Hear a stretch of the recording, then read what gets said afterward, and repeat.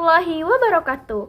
Hai semua, kenalin nama aku Yuli Wahyuni dengan NIM 25180032 dari program studi Tadris IPA Stain Madinah. Oke, di sini aku bakal jelasin ke kalian apa sih itu transport aktif dan bagaimana sih proses dalam transport aktif itu. Nah, semua bakal kita bahas di dalam video ini. Oke. Jadi, tolong kalian tonton videonya sampai habis ya. Bye! Langsung saja kita masuk kepada materi, yaitu transport aktif. Sebelum kita masuk ke materi, pernahkah kamu bayangkan kamu naik tangga ke lantai atas, lalu kamu harus mengeluarkan tenaga. Nah, kamu itu bergerak dari tangga yang bawah ke tangga yang atas. Nah, itulah yang dinamakan dengan transport aktif. Nah, yaitu melawan arah dengan mudah. Apa sih itu transport aktif? Nah, transport aktif adalah proses perpindahan zat melalui membran sel melawan gradien konsentrasi atau dari konsentrasi rendah ke konsentrasi tinggi. Nah, dengan menggunakan energi, biasanya dalam bentuk ATP. Nah, tadi kan kita sudah melihat, membayangkan bagaimana kita naik ke tangga, dari tangga yang bawah ke tangga yang atas. Nah, selanjutnya kita masuk ke ciri-ciri transport aktif. Nah, transport aktif itu memerlukan energi atau ATP. Nah, selanjutnya itu berjalan melawan gradien konsentrasi. Gradien konsentrasi itu adalah dari konsentrasi tinggi ke konsentrasi rendah. Nah, selanjutnya dibantu oleh protein khusus pada membran atau protein pompa atau carrier. Nah, selanjutnya adalah yang sangat penting untuk menjaga keseimbangan dalam sel. Nah, transport aktif ini sangat penting untuk menjaga keseimbangan dalam sel. Selanjutnya yaitu mekanisme transport aktif. Nah, dalam membran sel terdapat protein yang berfungsi seperti pompa. Nah, energi dari ATP digunakan untuk mengubah bentuk protein ini sehingga zat bisa dipindahkan ke arah yang berlawanan dari gradiennya. Nah, perbedaan transport pasif dan transport aktif adalah transport pasif itu tidak membutuhkan energi dan transport aktif membutuhkan energi. Selanjutnya, transport pasif itu mengikuti gradien dari konsentrasi tinggi ke konsentrasi rendah. Nah, sedangkan transport aktif itu melawan atau tidak mengikuti gradien, yang artinya dia mulai dari konsentrasi rendah ke konsentrasi tinggi. Nah, contohnya pada transport pasif yaitu difusi dan osmosis. Kalau di transport aktif contohnya itu pompa ion. Nah, selanjutnya kita masuk kepada contoh transport aktif. Nah, contoh transport aktif ini sudah ada di sekitar kita. Yang paling sering itu digunakan adalah pompa natrium kalium. Nah, pada pompa natrium dan kalium ini mengeluarkan 3 ion Na+ dari sel dan memasukkan ion K+ ke dalam sel. Nah, penting untuk kerja saraf dan otot.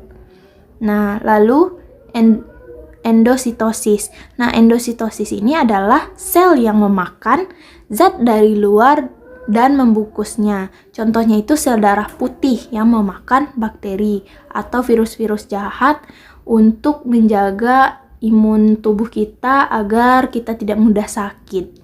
Nah, selanjutnya yaitu eksositosis. Nah, eksositosis ini adalah sel yang mengeluarkan zat keluar. Nah, contohnya itu pengeluaran hormon dan enzim. Nah, selanjutnya kita bakal perjelas lagi tentang contoh transport aktif, khususnya pada pompa natrium dan kalium. Baik, di sini udah ada contoh pompa natrium kalium. Nah, di sini kita bakal bahas kayak mana sih pompa natrium dan kalium. Di sini kita punya satu membran sel dengan satu fosfolipid bilayer dan satu protein yang nantinya akan terjadi transport Na+ dan Ka+.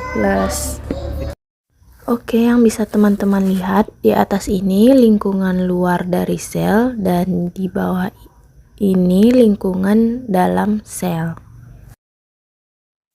Oke, salah satu ciri transport aktif tadi yaitu memerlukan adanya ATP atau adenosin trifosfat sebagai sumber tenaga atau energi.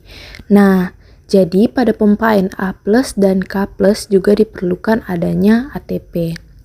Baik, mari kita lihat bagaimana Na+ dan K+ terpompa dalam sel. Oke, coba kita perhatikan. Ya, pada tahap pertama protein membuka ke arah dalam yang seperti kita lihat protein dimasuki oleh 3 buah ion Na+. Maksudnya itu 3 ion Na+ akan menyebabkan ATP dari dalam sel yang dihasilkan mitokondria masuk dan menempel ke arah protein.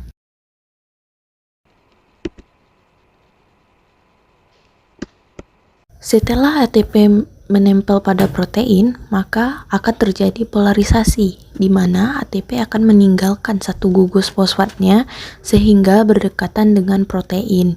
Kemudian ATP berubah menjadi ADP, adenosin difosfat. Ini adalah ADP, kemudian ini fosfat yang menempel pada protein. Menempelnya fosfat pada protein akan menyebabkan perubahan bentuk dari protein sehingga protein akan membuka ke arah luar.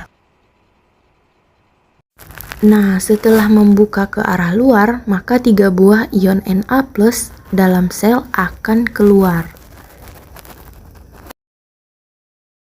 Kemudian, 2 ion K+ akan masuk ke dalam protein.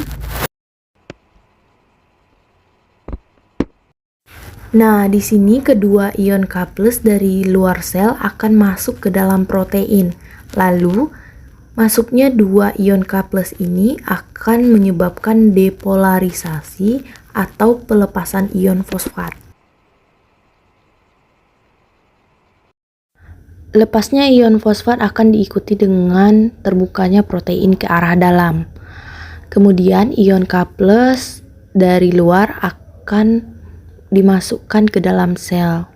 Nah, setelah itu protein kosong kembali siklus berulang seperti tadi. 3 Na+ masuk ke dalam protein lalu menyebabkan ATP menempel pada protein, terbentuknya perubahan. Nah, protein membuka ke arah luar, kemudian Na+ dikeluarkan dari sel. Kemudian 2 K+ akan masuk, lalu terjadi lagi depolarisasi sehingga protein terbuka ke arah dalam dan ion K+ masuk dan siklus seperti itu terus berulang-ulang. Nah, dari penjelasan tadi kita mendapatkan kesimpulan yaitu transport aktif adalah proses perpindahan zat melalui membran sel yang bergerak melawan gradien konsentrasi, yaitu dari gradien rendah ke gradien tinggi. Nah, transport aktif ini juga memerlukan energi atau ATP. Selanjutnya, transport aktif ini juga menggunakan protein khusus seperti pompa atau karier.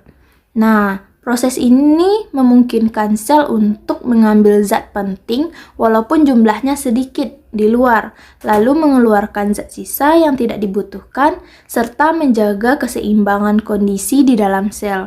Nah, intinya itu transport aktif adalah cara sel memindahkan zat secara paksa menggunakan energi agar fungsi sel tetap berjalan dengan baik.